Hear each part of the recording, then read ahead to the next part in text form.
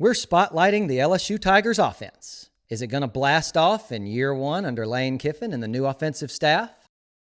Does a fat kid love cake? Does Coach O know how to pack an ice chest? Welcome. I'm Ruddy Rutledge, and my regular co-host Arthur is here, but he's in recovery from a procedure. Not that procedure. He wanted his lady dog viewers to know that. But he's a little tired. He'll be back. So, warning ahead of time. Today, we're going to get offensive. Extremely offensive. Don't worry, I'm not going to drop F-bombs or take my pants off. No, today we'll be talking LSU offensive football, Lane Kiffin's area of expertise. But if you've been keeping up with the LSU Tigers' first-year coach, you know Lane can be offensive in every sense of the word. And it's not hard for him. He's just naturally offensive. He simply has to wake up. And some people who can't seem to move on and stop crying are offended by that at this point. Lane Kiffin waking up, drawing air. Of course, he might just wake up, draw air, and decide to throw gasoline on the bonfire, like only Lane Kiffin can. He's been holding back some lately, but I kind of wish he'd just go ahead and say what he really thinks. Get it over with. Something like, yeah, I left that little pissant runt football program in the dust. Couldn't wait to get away from their fans. Half of them stutter and spit on the ground. And the others have that resting special ed face. Maybe the right interviewer can coax it out of him. That game in September is going to need the National Guard. But you know, those folks over there, with all their crooked letters and humpbacks and eyes and crooked letters, they really shouldn't care what Lane Kiffin says anymore. Not since they've upgraded at head coach. So they say. Best days are ahead of us, Paul. We got that cancer out of here. I guess I would try to stay positive too, even if my school did hire the living embodiment of Krusty the Clown as head football coach. Here's a question. You think Pete Golding runs practices with his plumber's crack showing? I could see it. Peter out there causing a scene. No, I don't have an AI image of Peter's plumber's crack. Don't worry. Or sorry. Anyway, LSU football. Summer's underway. And it won't be too long till fall camp is here. And I'm going to kick this off today by reminding Tiger fans, the LSU Tigers will have a Lane Kiffin offense in 2026. I'll say it again. LSU's going to have a Lane Kiffin offense in 2026. Feels good to say. Feels good to know. Feels good to know that Tiger Stadium will no longer be a house of horrors for the home team offense. That's House of Horrors with an H in front. So what does that mean exactly, a Lane Kiffin offense? Well, a lot, and it looks different from year to year. But in basic terms, LSU fans can look forward to their Tigers fielding a talented, well-coached, well-schemed, extremely fast-paced offense on a yearly basis. And, oh yeah, magic. Only way to explain some of it, evil, dark magic. There will be great emphasis on quarterback play, and on the running game, and on getting athletes the ball in open space. There will be mostly shotgun spread, but there will also be some pro-style formations. There will be misdirection, pre-snap motion, jet sweeps, reverses. Everything is fast, supersonic tempo. As in, actually faster than Mach 1. That's what they say. And all this usually comes with lots of deep balls and lots of touchdowns. Feels like somebody should play Freebird, or Neck, or Bitch, I'm from Louisiana, because it's a new era for LSU football. the entire program, yes. But with this coach at the helm, the words LSU offense, that phrase, the LSU offense, that's going to start to mean something when you hear it. Something formidable, threatening, menacing. And again, it's going to look a little different from year to year, schematically, based on personnel, but you can expect very good to great offenses every single year, including this coming one. That's been the case his entire coaching career. The wizard says, let there be offense, and voila, abracadabra, there is offense. So if the future's bright for LSU offensive football, what about the present? The now? We're at now. The 2026 Tiger offense. Kiffin's first effort in Baton Rouge. How good will it be? We're going to hit on some of the specific areas a bit later, but if we're going to ask how good this offense in general can be this season in year one, well, I think we should first recognize our starting point, just like if we were surveying land. So I just lied. We're going back down memory lane to just a little bit before now, to the end of last November, and the condition, the state of the LSU offense when Lane Kiffin first arrived on campus was rock bottom. That was the starting point. Remember that come fall when this new staff rolls out the new and improved LSU offense. Because Brian Kelly's offense in 25 was an abomination. Soft physically, no identity, couldn't run the ball, couldn't throw it downfield, couldn't protect the QB, who apparently played injured most of the season under Kelly's watch. CBS Sports, Brian Kelly. I see he's been going on podcasts, too, talking about Lane can win a title at LSU. How would he know? I guess I could invite him on this show and ask him. But my first question to BK would have to be, what did the five fingers say to the face? And that'd be the end of the interview. Now, I'd probably be too nice to him. It's okay, Brian. Maybe the real national championships were the friends you made along the way. Of course, everybody knows BK didn't come down here to make friends. He came to collect $100 million and then get bounced before the sun comes up like some kind of tramp after he turned the LSU offense into slop and turned my favorite football team soft. And don't forget the real-life 3-and-out monster who called plays for Kelly, Joe Sloan, who actually looked lost and confused at times in the booth. Maybe he wasn't confused. Benefit of the doubt. Maybe he was just sad. Or maybe he was fantasizing about getting chased down by Diana Rossini in a gorilla suit. Who knows? He was out of his element. And then Frank Wilson took command of the dumpster fire, and if I remember correctly, LSU just took a knee every play after that. Till the bowl game when half the team opted out. So that was the starting point for the Tiger offense, and it shouldn't be forgotten too terribly quickly. Point zero at Lane Kiffin's arrival was rock bottom slop. Thanks to Brian Kelly, NFL draft analyst, podcaster, unimaginable tramp. The 2026 Tigers offense, Lane's first at LSU. We're back at now again now. I am of the opinion, like many others, that this offense eventually will take off and take flight this season, year one. And I don't know if that's ahead of schedule or whatever. I do know they're going to need good fortune on the injury front. That goes without saying.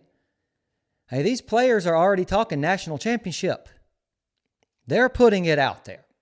So what is it? Why such optimism? Why do I think this offense can light it up this season? despite the fact it does have so many new parts that haven't played together. Well, we can start with the positive reports from the offense, or for the offense, from the spring scrimmages, especially the later ones, against what should be a very salty Tiger defense. Should be. And I know Lane has been trying to temper expectations for this offense in his first year, but history shows us Kiffin offenses typically light it up in year one at a new stop, his first year. Cool. But that's not even scratching the surface here. There are other key factors, keys to success that are going to help this offense. And we'll begin with the most important element of any successful offense, the talent. What's that saying? Jimmies-N-Jeauxs before hoes? No. Jimmies-N-Jeauxs before X's and O's. That's it. Well, most of last year's offensive players bounced or got bounced, and the new staff came in and signed the number one transfer class in the country, maybe the best ever, probably was. A lot of them offensive players. And at the very top of that class, the Tigers starting quarterback, number one ranked player in the portal, Sam Leavitt, who led Arizona State to the playoff in 2024. As many Tiger fans know, he's recovering from a Lisfranc injury, but he's running 21 miles an hour. He's dunking footballs through goalposts, and he doesn't have a crippling addiction to gambling or crack rock or dwarf porn or anything we know of. And he should be good to go in time for a fall camp, according to Kiffin. And this guy's one of the main reasons for the optimism. Leavitt is worth the hype. Big arm, twitchy athlete, great runner, also grades out well under pressure. That's big. And I think some of the Tiger fans that have not seen Leavitt's tape are going to be absolutely stunned when they see how explosive and athletic he is. Did I mention he fits the Kiffin system like a glove? The new staff also retained a select few, just a handful of key players from last season's offense.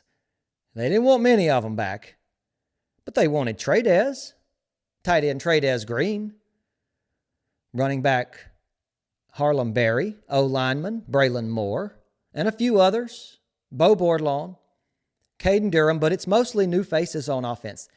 That's not exactly the case over on defense, where you have defensive coordinator Blake Baker going into his third season on the job. And you may have heard by now that Tiger defensive staff will also have another familiar face, an O face. How about that? But on offense, you could say things are fresh. Going down the position groups, the Tiger offensive line gets a much-needed fresh start. A few returnees, but lots of newcomers. 9 transfers, including the top tackle in the portal, Jordan Seaton, projected first-round pick. You have an all-new wide receiver room, good combination of size and speed and experience, tight end and running back, 2 stacked depth charts, very deep, both of them. And finally, you have the QB room, Leavitt, Landon Clark, Hassan Longstreet, all 3 of them dual threats that fit the Kiffin system. And recently, Caden Martin, son of T, was added to the group. So you have talent on offense. That is undeniable. Weapons who will be fed the ball in space. Now, many of them were coerced to attend LSU with large bags of shiny coins, and that's okay. Reportedly, $40 million dropped on this 26 roster in total. Some say 42. $10 million just for a QB and a left tackle for this team, reportedly, allegedly. Thing is, I'm already hearing it. For a $40 million roster, they better be lighting it up every game. And you know what? I get it. The majority of this LSU fan base does not want to hear it's going to take time, might take a couple years for the offense to catch up. Not when that type of an investment has been made into this season, put into this season. and most fans know it. Not when you just hired an offensive mastermind for a head coach. Then you look at the Indiana football program, football, that just became an offensive juggernaut overnight in the blink of an eye. And don't forget, Kiffin had the Ole Miss offense humming his first year in Oxford, 2020. His offense ranked 14th in the country from 81st the year before and averaged almost 40 a game. And that Rebels offense never looked back after that. And I'm sure it won't skip a beat now, under the watchful eye of Coach Tits McGee. But I digress. Are we certain Pete has been vaccinated for rabies? I mean, are we sure? Like positive sure? Just asking. Lane may want to find out before September. But this offense, this LSU offense, checks the first box. They have the Jimmies, they have the Joes, they have the Sams, and they have the Tradezes. If this Tiger offense does indeed light it up this coming season, it will. Coaching will be another major reason why. And by coaching, of course, I mean on-field coaching. This staff, I feel like this staff is excellent there. Nobody's crack showing out there at least. But this bunch seems to value player evaluation more than any coaching staff I can remember at LSU. Listening to Kiffin speak about this is very impressive. It's an ongoing, year-long eval process, and it's going to help this LSU offense this fall. Then we come to the Kiffin offensive system. This is huge, and this is not an X and O deep dive today, but this offense, the Kiffin offense, at times can be unstoppable, as in it could give extraterrestrial defenses problems. Or interdimensional, I should say, maybe.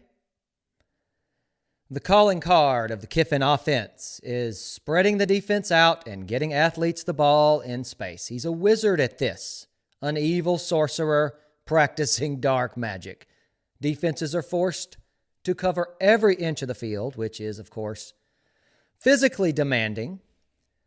And then all the spread formations, the misdirection, the alternating blocking schemes, inside zone to split zone, back and forth during games. This puts constant mental stress on the defense, and confusion often ensues. There's really not another offense exactly like it in the sport. Then you have the play calling within the system, and there shouldn't be any argument about this. With Kiffin and offensive coordinator Charlie Weiss, Jr., a.k.a. Marky Mark, and co-offensive coordinator Joe Cox, a.k.a. the Evil Ginger, the play calling on game days will be elite. Truly. I just have good vibrations about it. Play calling has always come naturally for Lane. He's naturally offensive. But I don't want to short Charlie Weiss as a play caller here or as an OC. He brings his own concepts to the table. It's not like Kiffin and Weiss are conjoined at the head. And that play calling, it is like storytelling. They use pre-snap motion to identify out-of-place defenders and mismatches and then hit you with the perfect play. And it's coming 100 miles an hour. Don't forget that, the Kiffin tempo. You don't get to breathe between plays. But play calling, another check mark in favor of this LSU offense in 26. And it kind of feels like the check boxes are stacking up on us here. This offense has talent in droves. The QB with playoff experience is dunking footballs and is expected to be healthy by his coach. And they have a proven coaching staff running a proven offensive system with proven play callers calling the shots. Does not sound too bad. This Tiger offense will obviously look a lot different from last year's. It's a completely different offense with mostly new players, and there was nowhere to go but up in pretty much every single area of offensive football. So we could go in several different directions here, but right now, we're going to hit on some of the biggest areas of improvement for the 26 Tiger offense. In what areas will they make the biggest jumps, the biggest leaps? From the steaming pile of hot, stinky dookie we saw last season. Where are they going to level up the most? Well, one area where we will see real noticeable improvement is in the timing of the quarterbacks. This is going to be like night and day. And that is not at all a Garrett Nussmeier versus Sam Leavitt thing. Well, not nearly as much as it is a Joe Sloan versus Lane Kiffin thing. Lane, by trade, is a quarterback's coach, the QB whisperer, and he teaches his own unique process for how to read defenses and diagnose.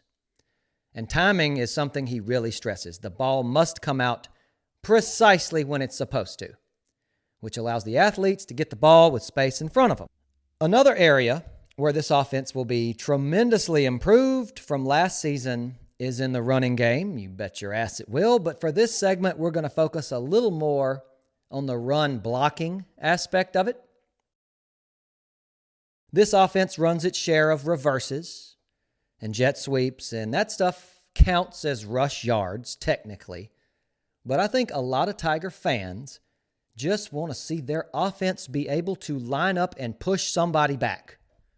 You know, get a tough yard when they need it. And if you're one of those fans who's pumped to see all the deep passes in this offense, with Lane throwing his arms up for a TD before the QB even throws the ball, like the wizard throwing fireballs, just remember you don't get that without a running game first. The wizard's got to throw rocks before he can throw fireballs. Lane sets up the deep ball with the inside run as well as anybody, and he'll use a blocking back if he needs to, an H-back, or pull in guards. He will run power, whatever it takes to get it going. And in short yardage, Kiffin uses heavy personnel, which automatically creates a physical point of attack. Refreshing.